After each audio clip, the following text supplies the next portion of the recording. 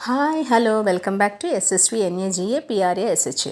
ఇప్పుడు కుటుంబ కలహాల్లో డబ్బు దర్పం, డబ్బు అహం, డబ్బుందనే ఆ హంగు, ఆ ఆర్భాటం ఎలాగ కుటుంబ కలహాలకి దారితీస్తుందో ఉదాహరణలతో వివరిస్తానండి. మీరు ప్రాజ్ఞులు, పెద్దవారు, 18 పురాణాలు చదివేసిన వారు, బోలెడంత సమర్థులు అయినప్పటికీ కుటుంబ వ్యవహారాల్లో కొన్ని ఉదాహరణలు చెప్పకపోతే మీకు మైండ్కి రీచ్ కావడం లేదు. అందుకని ఉదాహరణలతో చెప్తాను. మనం ఉదాహరణలో ఒక భార్య భర్త పిల్లలు ఉన్నారు కదండి. అలాగే ఈ భార్య వైపు అక్క చెల్లి అన్న తమ్ముడు, ఆ భర్త వైపు అక్క చెల్లి అన్న తమ్ముడు ఉన్నారు కదా. ఈ భార్య వైపు అక్క చెల్లి అన్న తమ్ముడు లేదా భర్త వైపు అక్క చెల్లి అన్నదమ్ములు అందరూ కలుసుకున్నారు అనుకోండి. ఒకరోజు ఉట్టినే కలుసుకుంటారు కదండి. కలుసుకోవడం తప్పు కాదండి, ప్రతి దాంట్లో దూరిపోవడం తప్పు. ప్రతి దాంట్లోనూ వాడు మీ వాడని, వాడి యొక్క భార్యని, ఆమె నీదని, ఆమె యొక్క భర్తని ఎద్దవా చేయడం తప్పు. వాళ్ళు చేస్తున్నది తప్పనడం తప్పు. వాళ్ళని కంట్రోల్లో పెట్టుకో అని ఇంజక్షన్లు ఇవ్వడం తప్పు. కలుసుకోవడం తప్పు కాదు, మాట్లాడుకోవడం తప్పు కాదు. ఇలా కలుసుకున్నప్పుడు ఆ రోజు ఏదో వాన పడుతుందో చలో ఏదో సంథింగ్ అనుకోండి. దీనికంటే ముందు ఒక విషయాన్ని వివరిస్తాను.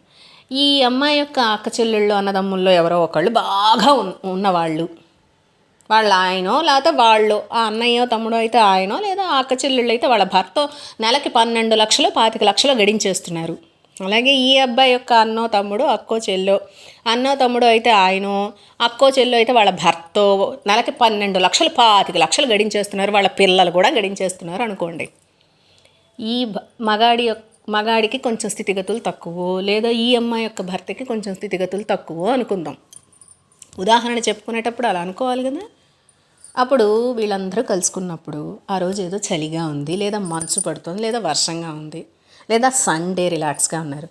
అరే ఇప్పుడు పకోడీలు చేసుకుంటే బాగుంటుందేమో, పుణుకులు ఏమైనా చేసుకుంటేను, అబ్బా పుణుకులకి పిండి తడుపుకోవాలబ్బా, ఇలా మాటలు ఉంటాయండి. మాటలు నీ ఇంట్లో క్యాలెండర్ చూసి బాగుందనగానే దడదడలాడించేసి ఒక 200 క్యాలెండర్లు తెప్పించేసి ఇంటింటికి గదికి గడప గడపకి అడుగు అడుగుకి పనిచేయకూడదు. నీ టీషర్ట్ బాగుందనగానే వెంటనే 100 టీషర్ట్లు తెప్పించేసి పనిచేయకూడదు.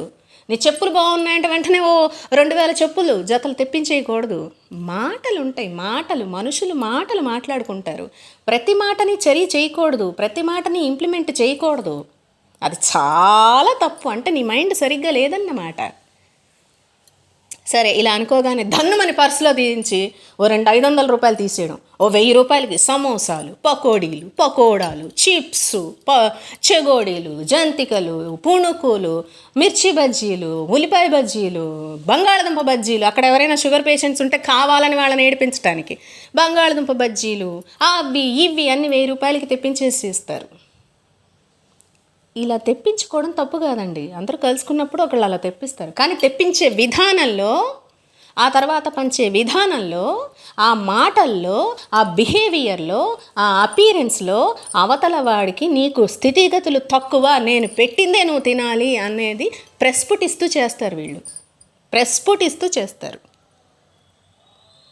తర్వాత నీకేం కావాలని అడగరు, వీళ్ళే నిర్ణయించేస్తారు. 10 మంది ఉన్నారు, 10 రెళ్ళ 2 సమోసాలు, 4 చకోడీలు, 4 పకోడీలు, 4 బంగాళదుంప బజ్జీలు. బంగాళదుంప బజ్జీలు ఆమెకి అతనికి షుగర్ ఉంది, వద్దనుకుంటుందేమో ఆ ఇల్లాలు, లేదంటే వద్దనుకుంటాడేమో ఆ భర్త. నువ్వు 2 బంగాళదుంప బజ్జీలు ఎందుకు పెట్టేస్తున్నావు అసలు? నువ్వు తెప్పించేసావు, నీకు స్థితి ఎక్కువగా ఉంది, వాళ్ళకి తక్కువగా ఉంది, వాళ్ళు 1000 రూపాయలు ధన్నుమని తీయలేరని ఎందుకు ఇలాగ ఆర్భాటం చేస్తున్నావు? ఇలా వీళ్ళే సర్దేయటం.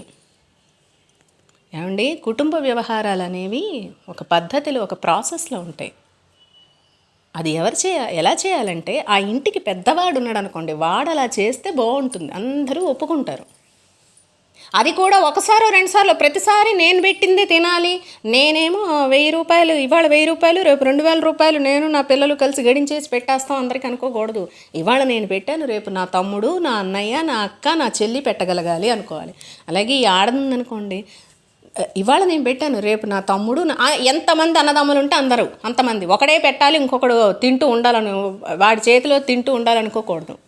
రేపు ఈ అన్నయ్య, ఈ తమ్ముడు, ఈ అన్నయ్య, ఈ తమ్ముడు, ఈ అక్క, ఈ చెల్లి పెట్టాలి అనుకోవాలి. ఇది మన బ్రాహ్మణంలో, ఎస్పెషల్లీ బ్రాహ్మణంలో చాలా తక్కువ ఉంటుందండి. ఎంతసేపు నేను పెట్టాలి, అవతలవాడు నా ముంజేతి నీళ్ళు నా కాళ్ళ దగ్గర పడుండి తినాలనుకుంటూ ఉంటారు. ఎందుకండి వాళ్ళు పెడతారు, మీరు తినండి, లేకపోతే మీరు పడి ఉండి తినండి. తప్పు కదూ? మీరు పెట్టినప్పుడు వాళ్ళు పెట్టాలనుకోవాలి.